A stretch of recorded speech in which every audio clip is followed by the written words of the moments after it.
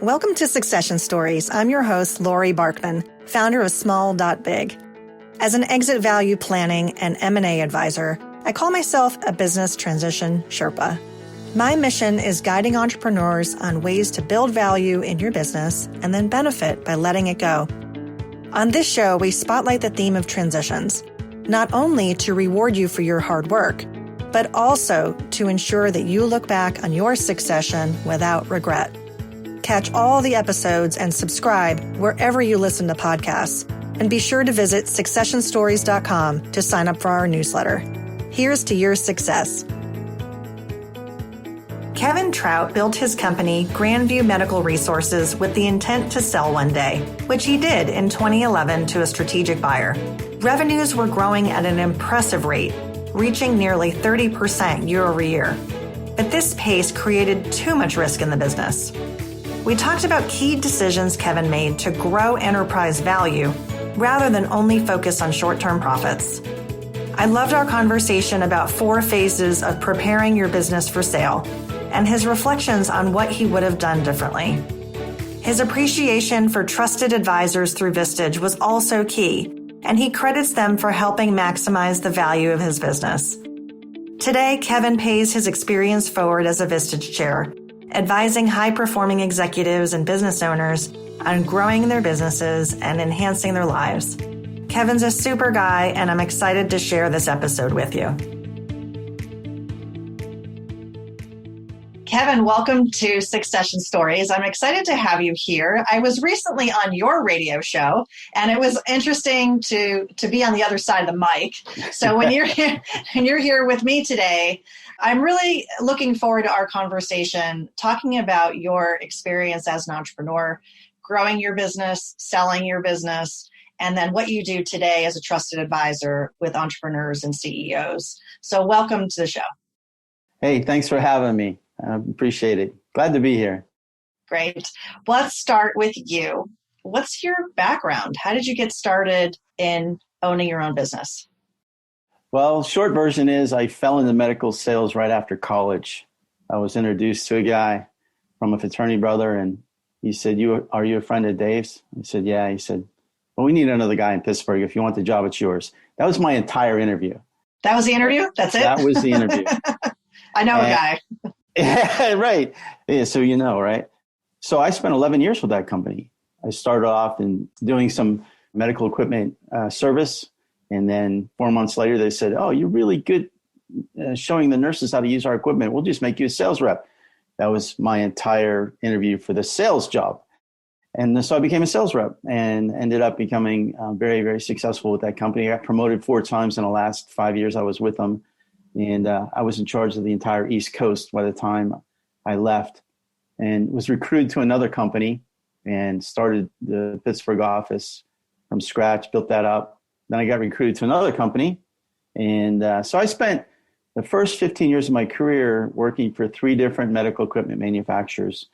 My last job, I was in charge of, I was hired to be the regional manager for this company. I had the entire eastern half of North America, Canada, through Chicago down to New Orleans and Puerto Rico. And then they offered me the vice president of sales job, which would be international. I said, okay, great. Well, problem was 6 months into that job, they said, oh, by the way, you do have to relocate to our home office, which was Tulsa, Oklahoma. Like, there's nothing in Tulsa. And I didn't really want to relocate. Other companies wanted me to relocate too, but I didn't want to leave. So by default, I ended up starting my own company in 1996 so that we could stay in Pittsburgh. And I picked up some product lines and became an independent distributor. My company was Grandview Medical Resources. I picked up 4 product lines to get started. And 6 months later, I had 13 product lines because people I had worked with in the past companies found out I started my own company, and they started sending their manufacturers to me saying, if you're looking for an independent distributor, this is the guy in Pittsburgh. And I ended up picking up a whole bunch of product lines real fast. So you had a lot of experience in the industry. People knew you, and that really helped you get started. So you didn't necessarily envision yourself as an entrepreneur. Like you said, you didn't want to move to Tulsa. No offense to Tulsa. So that's exciting. So the core business was medical supply distribution. Right. Okay, gotcha. Yeah, specialty equipment to hospitals. That was our focus. Okay. So you started in 96. And how did you grow the business? What was your strategy? Well, I had some particular expertise in opening new hospitals, getting into new accounts, competing against our handful of competitors, which is why I was promoted so many times in that first company. I became a sales trainer. I was part of my role. Then the third company where I was the vice president of sales, they had never grown more than 10% a year. But when I came in as a regional manager, I grew the business 31% in the first year. And I was on track to grow another 36% second year when they made me the VP of sales, and said, how'd you do it? I said, well, I have my way. Right. And so when I started my own company, I just continued to do what I was doing before. And we grew very quickly. It was a great ride. You had a focus on hospital systems in Western Pennsylvania. You had the relationships. So I'm guessing in terms of roles in the company, were you the primary rainmaker? You were the lead? Yeah, I was a sales guy, right?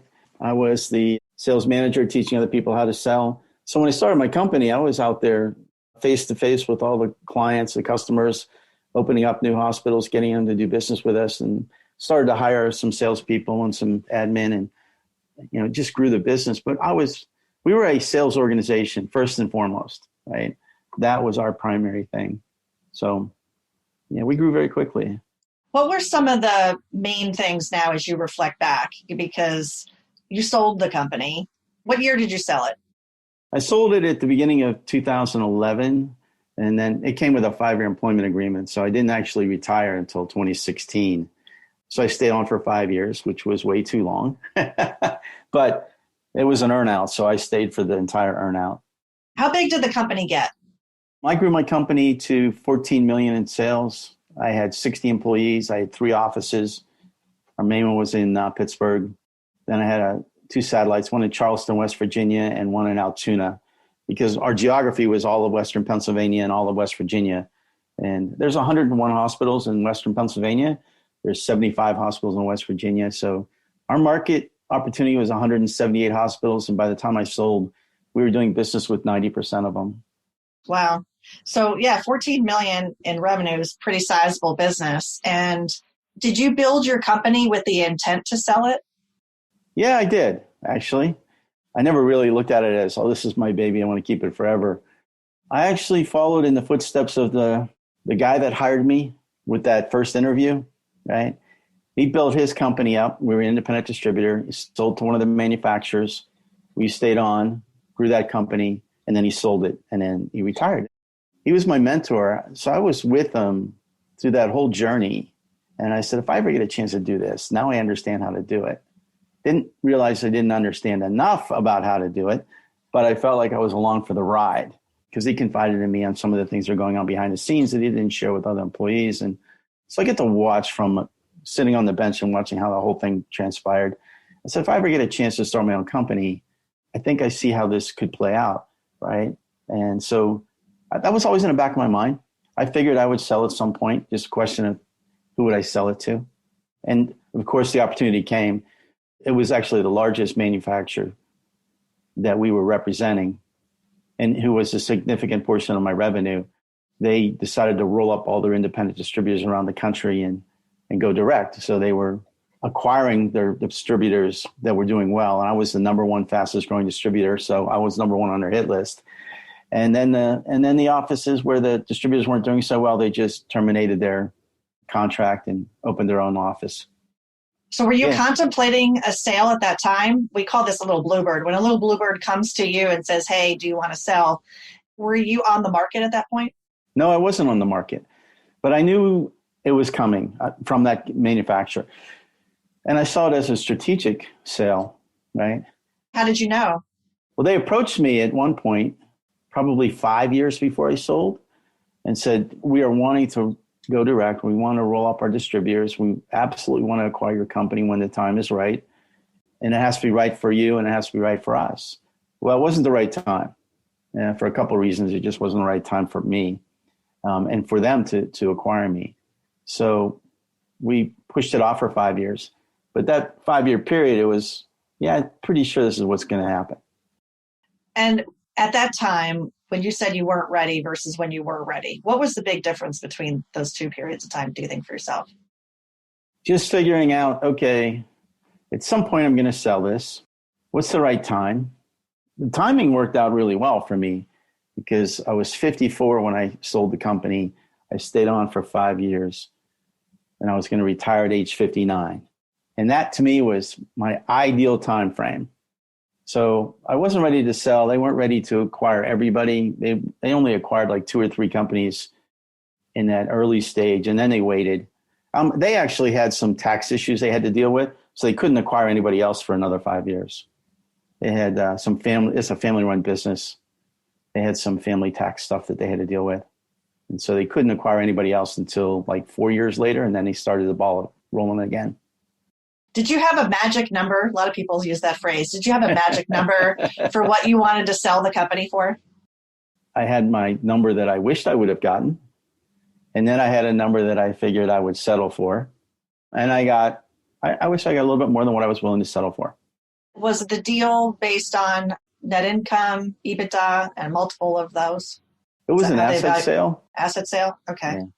And so what do you think would have moved the needle? I know we have benefit of hindsight here. What do you think would have potentially moved that needle in the multiple? And I don't know if you can share how they were valuing the business versus how you were looking at it, and that gap or that delta. What do you think might have changed that formula? Wow, great question. Because what I know now, I wish I would have known then, right? There's a lot of things that I didn't know at the time. And I'm not dissatisfied with the deal. Don't get me wrong. I think I had a very fair deal. Could have gotten a little bit more? Probably, if I would have focused on a few things. One of the challenges that I was faced with was we were growing too fast, right? I had a conversation with my banker. I had $1 million line of credit and I wanted it up it to 1.5 million. And he said, no. I said, but we're growing. He goes, yeah, you're growing too fast. The maximum sustainable growth rate for a distribution company is between 20 and 25% a year. And you're exceeding that right at the moment. And so you're too much of a risk because companies that grow too fast will outstrip their cash flow. I said, yeah, that's why I'm asking for my line of credit to go up. And he said, no, you got to get control of it. And he was right. Because from that point forward, I really focused on strategic growth and intentional growth. And I was able to maintain an average annual growth rate of 23% a year. I was right there in the zone. The problem was that I already acquired some debt in order to grow the company. I was pouring all the profits back into the company, and I was also borrowing money to build the company. Well, I borrowed too much, and then I was too slow to pay it down. I should have set some more capital aside. I was pouring every penny back into the growth of the business. I was just in a big hurry. And I thought maximum value would come from the highest revenue number and the number of contracts we had with hospitals. Typically, they were 3 years worth of business. I would say that's not enough. You got to focus on a lot of other parts of the business. What you generally point out in the value builders assessment, which I wish I would have had, showing a trend of significant revenue growth is you need to have that, but that's not enough. You've got to have all these other things in place, which is what I wasn't focusing on. I was missing some things that I should have been focusing on. Had I done it differently, I would not have borrowed as much money to fund the growth of the company. I would have been more intentional, more strategic. And whatever I had borrowed, I would have paid down sooner. I would have made an intentional effort to get that down quicker. So that held things up. Yeah, I appreciate you sharing all that. And also your reference to this business assessment that I do with clients and helps them see the strengths in their business, where the risks and gaps are, and also helps them see an estimate of value. How do we look at your company from the lens of a third party, right? If they're looking to acquire your business, because ultimately that's what the business is worth, is in the eyes of a potential acquirer. And of course, this is what you're referring to because you saw it from their side, the risks, right? Essentially, whether it's a strategic buyer or a financial buyer, they're looking at the predictability of your future cash flow. They're looking at your balance sheet. They're looking at some of those factors you mentioned. But what I love to talk about with folks are these 8 value drivers. What are the 8 core things that an acquirer might look at in the business to say, okay, here's some strengths, here's some things that might, move the multiple up or might move the multiple down. And so you alluded to that. So let's spend some time on that. As you think now back to some of the challenges, I know you and I have talked kind of offline. And one of the things that we talked about was the team, right? And having the team of people around you that were supporting you on a day-to-day basis, that you weren't the chief firefighter and bottle washer and all of that. We call that the hub and spoke problem, right? Where an owner is in the center of everything. All the decisions are going through that person, the processes, the relationships, the key relationships. You had a team, right? You had 60 people. But at what point did you really think about how, this involvement for yourself? And you were probably working 70-hour weeks, I'm guessing, or even higher. I had a horrible work-life balance. Horrible. Worked all week, worked all weekend. That was not fun. No. What did that do to your health? It wasn't healthy. I didn't take time to exercise. I wasn't eating right. And I was always working. No, it wasn't fun. My Vistage group, they helped pull me out of that vortex, that black hole. So some people might not know, if they're listening, they don't know what Vistage is. Maybe you could spend a minute on what is Vistage. So I appreciate that. Vistage is the largest CEO peer advisory forum membership organization in the world. There's 24,000 members worldwide in 25 countries. It's been around since 1957. And when I started my business, I was a sales guy, right? I was a sales manager. And then I started a company, and then I started hiring people, and this company grew up around me. And I realized I've got a lot of sales experience, but I don't have a lot of CEO or experience. I had some leadership experience, but I didn't have a business CEO experience. So I joined Vistage a few years into my company, after starting my company, and became part of a Vistage group. Vistage groups are made up of business owners and CEOs. They sit in a round table sort of format, usually around 15 or 16 members in each group. We meet once a month, and we help each other process our toughest decisions, our toughest challenges, and we provide perspective from 15 other people who sit in the same seat that we do, just in a different company or different business. So, and we have some subject matter expert speakers who come in and do workshops for us on leadership. It's a great experience. Like me. Yeah, right. You're one of my Vistage speakers. Yeah. And it was a great experience for me personally. It helped me grow my business as fast as I did. They helped me sell my company, because we had an attorney in the group, and he negotiated the sale for me. It was all good. But anyway, so that's what Vistage is. Gotcha. Yeah. So the role of advisors comes up a lot on the show. So it's good to know that you had people who had some experience that you were relying on as you were building the company. And then when you were deciding to sell it, you also relied on them for their expertise, which is great.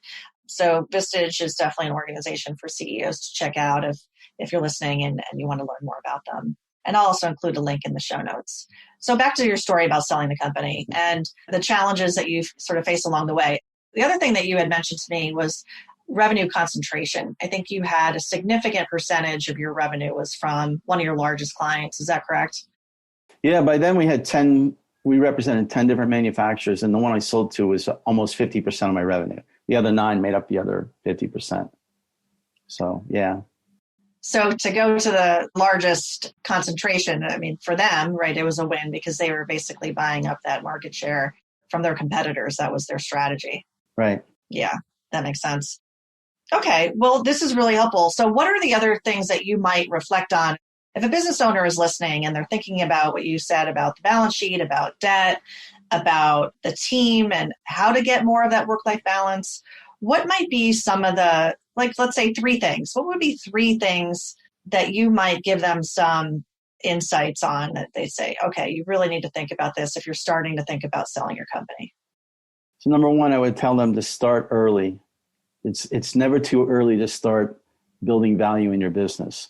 And when I talk about building value, it doesn't just mean growing revenues. It doesn't just mean adding staff and people to your org chart. I think you really need to focus on those 8 business drivers that you allude to in your value builders. Now, I wish I would have had the value builders assessment back when I was getting ready to sell, because not having that, I didn't have an awareness of some of the areas in which I could have strengthened the company, maybe gotten a little bit more value out of it. So I missed that, and I would encourage everybody to really understand what that entails and start doing it now. Even if they're not thinking about selling their business anytime in the near future, why not? Why not build value in your company right now anyway? It doesn't make any sense not to, right? So I think that's number one. I would also think that understand the business's life cycle, right? I allude to the fact that starting a business from scratch and growing it is like driving a manual transmission car, right? When you're in first gear, you're the owner, you start the company, your main focus is to go out and get customers and bring in revenue, right? And everybody wears a lot of hats, even though there's only a few people. You get to a certain point where you got to push in the clutch and shift into second gear, because now you've got some revenue coming in. You've got customers, right? You start to add some salespeople. You start to add an office admin. You start to get a bookkeeper, whether it's full time or fractional. You get some of these. So the company starts to grow in second gear. Profits start to appear, and they're kind of nice in second gear. And if you wait too long to shift the clutch into third gear, what happens is next thing you know, you have 20 people and they're all reporting to the owner. That's not sustainable long term. Leaders can only really manage maybe 6 direct reports. And when you have 10, 15, 20, now the CEO becomes the bottleneck. That owner becomes the bottleneck to the company's growth. So that's when you have to push in the clutch and shift into third gear. Third gear is when you start to bring in some professional managers. You put a leadership team in place and they start to manage the different departments. And so you only have your leadership team reporting to the owner, the CEO, but the leadership team manages the different departments, and it allows you to grow even more. And that business owner takes one step more away from the day-to-day activity. He's no longer making sales calls, but he will go out and he'll participate in the really important sales calls with the salesperson, but he doesn't have any of his own customers anymore. Now, here's the trick. In second gear, profits are really nice, right? You got a little family of employees reporting to the owner. And a lot of owners don't understand what it takes to get into third gear, because when they start bringing professional managers, profits just disappear. And they're deathly afraid of that. They're deathly afraid of giving up the profits. But it's necessary, because when you get the fourth gear, right, which I call overdrive, profits come back exponentially greater than they were in second gear. And the owner doesn't work in the business anymore. He has a leadership team that does all the tactical, and the owner is just a strategic visionary and makes sure that the company's moving in the right direction. But his leadership team is responsible for all of the activities and all the tactical day-to-day stuff. And you hold them accountable for the P&L profitability, right? Getting to fourth gear, from second gear to fourth gear, is where a lot of business owners hesitate. And I think it was a Vistage speaker that actually sort of laid out the 4 phases. And I said, that sounds to me like this, right? And I've used that analogy ever since. And it made so much sense. And I actually followed that path. I gave up my profits and shifted into third gear, brought in some professional managers. I had a VP of operations. I had a VP of finance. I had a VP of administration. And then I still ran the salespeople, but I wasn't selling to anybody directly. I was just more involved in the big deals. And I couldn't afford those people at the time, but boy, did it pay off. And we got to fourth gear, and my life was so much easier, right? Because in fourth gear, you don't have to work 40 hours a week, right? You can put in 30 and have a wonderful work-life balance. That's nirvana, right? And profits are nice. That's the time to sell, which is when I did. The real trick is, A, understanding what the 4 phases are. B, more importantly, I think knowing when to push in the clutch. The timing is very important, because if you push in the clutch too soon, you stall the engine. Right? Yep. You're spending too much money. If you hesitate to push in the clutch and you wait too long, the tachometer goes in the red zone and people get burned out. And the number one person that gets burned out is you, the business owner. And I was right there in first and second gear. Should have pushed the clutch in maybe a little sooner, but the point is, I got into each of the different phases, it all worked out for me. And when I got the fourth gear, profits were really, really nice. That was my best income. And I wasn't having to work 40 hours a week. That's a great story. I love how you packaged it, and it's easy to understand, I think, in that with that analogy of the car and moving it forward. A couple of things just to underscore that you said. One was, you're really trying to build a company that could really thrive without you, right? So that you had the team, you were willing to sacrifice profits to build enterprise value. You had that perspective, and it did pay off. There is a difference between, right, sort of this profit-driven mindset, and we all want that, especially if we think that that's going to help build the value in the company. But these trade-offs of not hiring the more, let's say, the person with more expertise who's going to have a higher compensation package could be the wrong decision for that reason, right? Where that lower level person might not build the enterprise value for you over time. So that's a really, really important thing. And then also, surrounding yourself with that team that it could ultimately free you up to go do other things and enable you to fulfill your vision of, building this company to sell. So I appreciate you sharing those actionable ideas. I want to shift gears to, I don't use that analogy. I want to shift gears to talking about what you do today, because it's a great segue, I think. And also, I obviously know you. We worked a lot together, and I've appreciated not only as a colleague, but also this friendship that we're developing. So we've had a lot of conversations and we've gotten to know each other well. I believe in your comments, and hopefully it's coming across, you're a great executive coach. What have you done after selling your business? I would love you to talk about that transition, because spoiler alert, you're a Vistage Chair, and you've now embraced this other side of working with CEOs to help them be successful. So talk a little bit about that. Why did you decide to become a Vistage Chair, and what do you enjoy the most about that role? So I appreciate that question, because I think the most fun I had as a business owner was coaching and mentoring the staff that I brought on board, especially the salespeople. I had an awesome team of salespeople, and I spent a lot of time training them, and they all became super successful. They're still crushing it out there. So they're all doing really well. And I really enjoyed the coaching and mentoring part.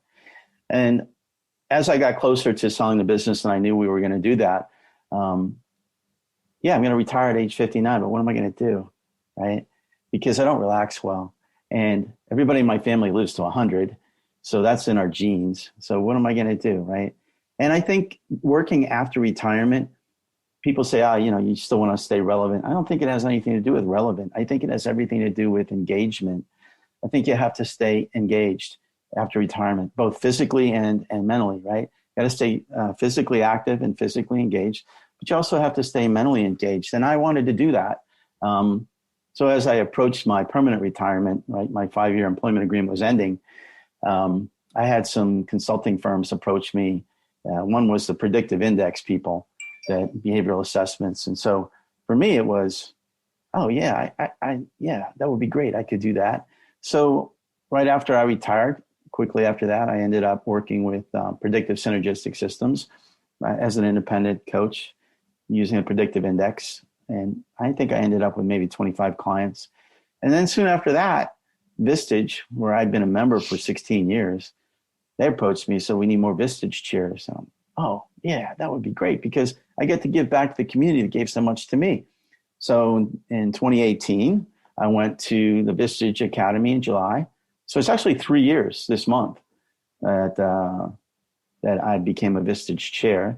And so I've been growing the Vistage practice. I really enjoy coaching and mentoring other business owners and executives as they're coming up behind me, because, hey, you don't have to make the same mistakes I did, right? You learn from my mistakes. And a lot of their experiences that they're going through right now, I've already been through them, right? Just how to start a company was a challenge, right? It takes longer than you think it should, maybe 3 times longer than you think it should. Probably takes 5 times as much money as you think it should cost you. But once you get it off the ground, I think you really need to understand those 4 phases, and most business owners don't. And then what's it like to sell the business? I went through that. So that's a long answer to a short question. Well, it's a full 360. It's a full 360. And it's, I think, a great role for you. There's something I want to rewind on. You brought it up a couple times. You mentioned an earnout. And can you explain what an earnout is and how it was structured for you for that 5-year period? Sure. The earnout is basically when I get to hold the mortgage. So they gave me a down payment, right? A very hefty down payment. And then it was based on a 5-year earnout, which is why my employment agreement was 5 years. And my particular earnout was based totally on top line revenue. I got a percentage of the top line revenue, which was my incentive to continue to grow the revenue for over that 5-year period, because whenever the revenues went up, my monthly earnout check went up. It was a percentage of the total. I didn't have control of the operating expenses. They did. There was a few variable ones, of course, that I was responsible for, but most of them I didn't have control over. So really it was about driving revenue. That was my earnout. So I got a very hefty salary to continue to run my geographical region. And I got the earnout checks every month based on the top line revenue for the month. And at the end of 5 years, it all came to a closure. When you first sold the company, then it wasn't 100% buyout. They had reserved over the 5-year period. Was it an equal 20% each year? No, it kept getting bigger as the revenues continued to grow after each year it was bigger. Gotcha. For the most part. Because there was a kicker on top. Yeah, it was basically top line revenue. If we were doing $1 million, I got a percentage of $1 million. If the next month we did 1.2 million, I got my percentage was the same, but it was on 1.2 million, not 1 million. So it fluctuated a little bit. Every once in a while, numbers would go up and then come down and go up. So it was. I didn't actually know what the final number was going to be. Okay. When I signed up on year 1, I didn't know what the final number was going to be in year 5, but I had the confidence that if it's based on top line revenue and we continue to grow the way we had been growing, the number is going to be pretty healthy. So really it was negotiating the down payment. That was where the negotiation came in. Gotcha. Thank you for that extra explanation. So Kevin, I love to ask everyone that comes on the show if they have a favorite quote, something that inspires you about entrepreneurship or leadership. When I was 17, I worked for a rental company, and the boss there, he had this one quote that I've been using it my entire life. He said, "Everyone's allowed to make mistakes. You're just not allowed to make the same ones twice." and I told everybody that. And so even in my company, they thought that was my quote. They thought I came up with it. And we called that's one of my Kevinisms, as they called them. And that was one of their favorites. Because what it did was said, hey, if you make a mistake, you're not going to get chastised. Like, we just have to learn from it. Okay. So that we don't do it again. And so I think everybody really appreciated the fact that they weren't afraid to make a mistake. But guess what? We were going to have a discussion after that mistake occurred on what did we learn from it? How are we going to use that lesson going forward so we don't repeat the same mistake? And let's go forward with a new framework, right? And I think everybody really appreciated that. I would say my second quote, this has to do with culture, which now that I know a lot more about culture and the 8 steps to create the culture you want, drive it to your organization, thanks to David McLennan, I would say culture, there's an old saying, revenues cure a lot of ills in a company. I don't think that's true. My quote is, revenues cures the bills, culture cures the ills. Because if your revenues go up and you don't have a good culture, those problems are simply going to actually get worse as your company grows. And I think culture cures the ills within the organization. So if you have climbing revenues and you intentionally create the culture you want, your chances of being successful skyrocket. And so that's one of my other more recent quotes that I like to. I like it. I like your modifier on that. So if people want to reach out to you, Kevin, and get in touch and learn about what you do, what's a great way to find you online? And by the way, you should mention your radio show. Thanks. I appreciate that. So first is LinkedIn. You can find me on LinkedIn. Second is you can go to vistage.com. I will have my own website pretty soon. My email address is kevin.trout@vistagechair.com. And I would encourage everybody to tune into my radio show. It's on 101.5 FM every Tuesday afternoon at 2:30. And it's called 3 Rivers Leadership. It's where I get to interview the high-performing CEOs and business owners in our Pittsburgh community and get to know their backgrounds and their leadership styles. And it's a 30-minute show. And after it airs the next day, it'll go up on the podcast world. And you can find the past episodes on podcastpittsburgh.com. And when you drop down the box of different podcasts, Three Rivers Leadership is the last one on the list. So perfect. And my episode will be there soon. So I'll be sure to include that and the show links too, and also on my website. And because you had mentioned the Value Builder assessment, I just want to make sure people know if they are interested in getting a complimentary assessment of your business and your strengths and your opportunities, to reach out to me for that. I'd be happy to talk with you. Kevin, thank you so much for coming on the show today. It was a great lessons learned and appreciate all your actionable ideas. So thanks again for coming. Hey, thanks for having me, and I appreciate it. Laurie, it's always great chatting with you. And I definitely enjoyed interviewing you a few days ago for my show. Yours was one of the best interviews that I had. That's awesome. Also, because my parents were sitting in on the interview, so they were silently observing. I'm glad it went well. Kevin, thanks again for being here. All right. Thanks, Laurie. My objective is for you to have a lucrative and successful succession. If you want to understand the value of your company today, the potential net proceeds of a transaction, and your financial needs after you leave the business, that's a great place to start. The sooner you understand these numbers, the more time you'll have to close the gap if there is one. Take the next step by requesting an initial meeting to begin planning for your business transition and strategic exit today. Request a call with me by visiting smalldotbig.com. That's smalldotbig.com. I look forward to speaking with you.